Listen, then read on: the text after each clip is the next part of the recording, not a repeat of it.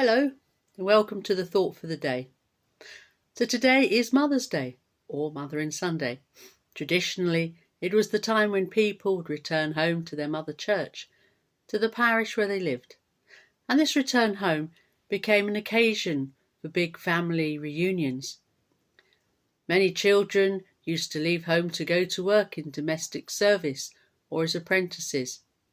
And so as they walked home, the children would often pick wild flowers to take to church or to give to their mothers as a gift.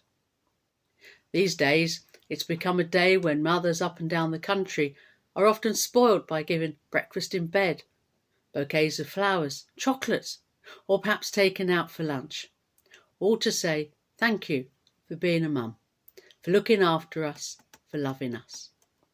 And it's good that there is a special day, but really, every day we should be saying thank you to mums for all that they do for us. But of course, it's not just mums who look after us, is it?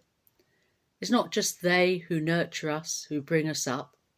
It's also our dads, our aunties, our uncles, our grandparents, our perhaps step-parents or foster parents, or teachers.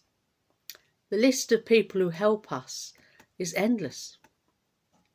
Now, there are many people who dread the thought of Mothering Sunday.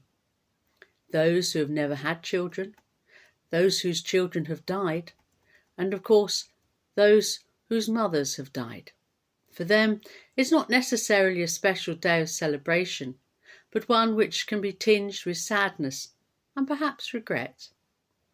Yet even for them, it should be a time that we can take to celebrate our mothers and remember all of the good times that we spent with them, all that they did for us. Now in the Bible, we hear stories of mothers, and of course the most well-known one is Mary, the mother of Jesus. Now there's a very poignant scene when Jesus is on the cross, and he sees her alongside John and some of the other disciples, family and friends, and he says to her, "Woman, here is your son."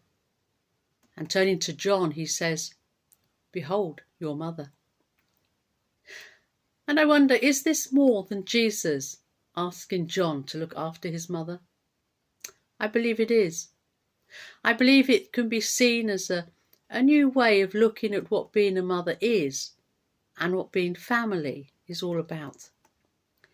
Family doesn't just have to be those who are related to us by blood, but those who care about us deeply, who love us, who only want the best for us.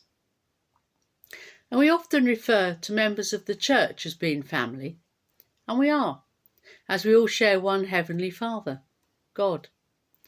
We are all his children, his heirs by adoption. So let us remember that there are many different types of family, many different ways of mothering, and many people who do the mothering. Let us forever remember all those who mothered us and showed us the best way to live our lives. So now I'm going to finish by reading a poem by Malcolm Geet, which is called Mothering Sunday.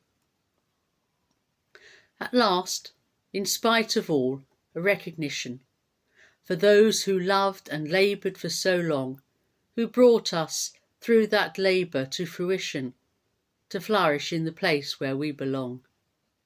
A thanks to those who stayed and did the raising, who buckled down and did the work of two, whom governments have mocked instead of praising, who hid their heartbreak and still struggled through.